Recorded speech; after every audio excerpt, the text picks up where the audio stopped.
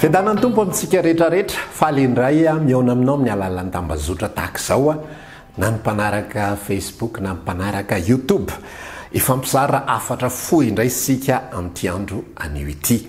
Ambokin'izao na toko fasivy andiny fa sivy amby telopolo dia izao nambaran'i Jesosy rehefa avy nanasitrana jamba anankiray izy dia natsony fariseo ilay jamba hoe fa iza ny nanasitrana anao, fa ahoana ny aminao, fa maninona ny ohatr'izao, zay malala fa mpanoty zany lehilahy zany sy sisa rehetrarehetra. Dia izao nambaran'i Jesosy rehefa eniny fa norohan'ny fariseo ilay jamba taloha, izay jambatra ny akibon-dreniny. Dia izao nambaran'i Jesosy hoe ho fitsarana ny aviko izy mba hahiratra ny jamba ary mba ho tonga jamba kosa ny mahiratra. Teny somary hafahafa, teny mety sarotra raisina, teny mety tsy ho azo ho an'ny olona rehetrarehetra fa misy hevim-panahy goavana be kosa. Resaka eto zany dia resaka mahiratra sy ny resaka jamba. Ny zavatra izay tiako zaraina aminao voalohany indrindra dia izao hoe eo anatrehan'Andriamanitra ny olombelona rehetra dia eo amin'ny refo mitovy daholo. Izay nahatongavan'i Jesosy samy jamba avokoa. Ozy izy ny ten'Andriamanitra milaza tsy misy marina na dia iray ary, tsy misy manana ny voninahitra na dia iray ary, fa samy efa nanolota izy rehetrarehetra. Amintsika olombelona dia misy ny mpanota be, misy mpanota be toko ambombony mihitsy, dia misy mpanota kely. Misy ny olona tsara dia misy ny olona tsara dia misy ny olon-dratsy. Misy ny mpanao meloka dia misy ny ohatran'izao, misy ny mahafinaritra, misy ny tsara fanahy, misy n'izao, misy n'izao, misy n'izao. Fa eo anatrehan'Andriamanitra dia niteboka voalohany izay tiako zaraina aminao jamba daholo ny olombelona rehetrarehetra eto amin'izao tontolo izao. Eo anatrehan'Andriamanitra dia tsy misy marina na dia iray ary eo anatrehan'Andriamanitra dia olomeloka daholo, eo anatrehan'Andriamanitra dia olon-dratsy daholo, na ilay mpanendaka sy mpanomon'olona sy bijangajanga etsy eroa, na ilay navita ny adidy amin'ny fiarahamonina, tsara fanahy be, tsara toetra be, mambahoaka, na vita manana diplôma maro isan-karazany na reny izay fidininy zao tontolo zao prix Nobel n'izao sy ny prix Nobel n'izao sy ny prix Nobel de la paix sy mahavita asa soa maro isan-karazany dia olon-dratsy daholo eo anatrehan'Andriamanitra, tsy misy mendrika na dia iray akory.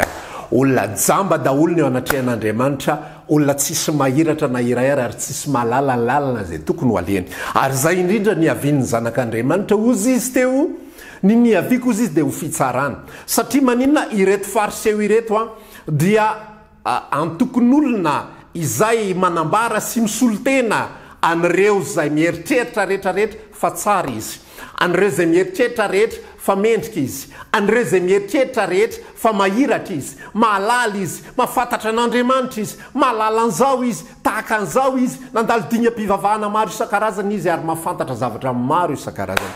Ozy izy Jesosy nilaza, nareo ilay miseho azo mahiratra, tsy misy ny mahiratra fa ny miseho azo mahiratra daholo ny olombelona sy ny akamaroan'ny olombelona. Dia ozy izy Jesosy milaza ho fitsarana ny aviko ozy izy dia ny ampahiratra an'izay manaiky ny tenany ho jamba ary kosa ny ampahajamba an'izay mihevitra ny tenany ho mahiratra. Zany hoe ireto fariseo ireto izay mihevitra ny tenany ho mahiratra dia tsy nanazavan'i Jesosy mikasika ny fanjakan'ny lanitra. Ozy izy filazany rehefa miresaka hoe mba hiaino ihany ny sofiny fa tsy andre, tonga teo anatrehan'i Jesosy Nikodemosy, mpampiana-dalàna sy mpanora-dalàna sy fariseo, fa tsy nahita ny fahamarinana mikasika ny fanjakan'ny lanitra satria manao ny tenany ho mahiratra, ho mahalala soratra masina, ho mahafantatra zavatra be dehibe. Dia ozy izy Jesosy tsy ho anareo ny aviko fa ho an'ireto olona iza moa ilay manaiky ny tenany ho jamba. Anisan'izany ilay lehilahy izay tonga teo anatrehany ka nilaza ka nanosotraniny dia nanaiky ary tonga dia nino tamin'ny fony rehetra, fantatrao zaho ozy izy ny nanasitrana anao, tonga dia nino ilay jamba hoe zako ny nanasitrana anao, ianao ny Mesi, mino an'izany fanambarana tsotra dia tsotra izany aho.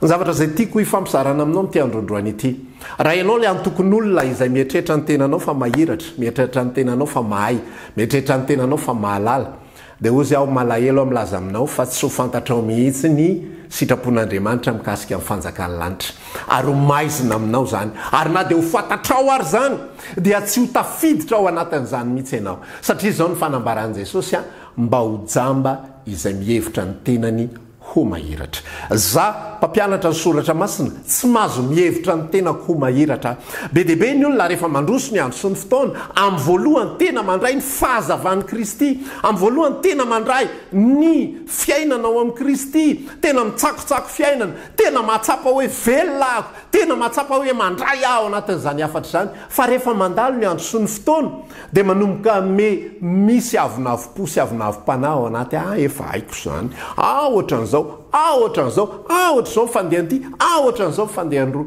Rehefa mbola tsy mahafantatra zavatra betsaka ny olona, izay ny tenenan'i Jesosy milaza ilay hoe raha tsy miverina tahaka ny zaza ianareo dia tsy hafantatra mihitsy ny fanjakan'ny lanitra. Ary na iza tsy mandray ny fanjakan'ny lanitra tahaka ny zaza dia tsy ho tafiditra ho aminy mihitsy. Ka ny afatra ho antsika amin'ity androandroany ity dia izao: aza manao ny tenanao endry, aza manao ny tenanao ho efa mahay, aza manao ny tenanao ho efa mahalala, fa na inona fanambarana hen'ny sofinao dia mihaino foana ny tompo, maneke foana ho taizana sy ho trotrona sy ho tantanana. Zao fanambarany ten'Andriamanitra anankiray koa ihany koa milaza hoe na dia mandra-pantotrareo ary dia izany ho hitrotro anareo. Inona dikan'izany? Andriamanitra mandray antsika ho tahaka ny zaza foana eo amin'ny tontolo ara-panahy.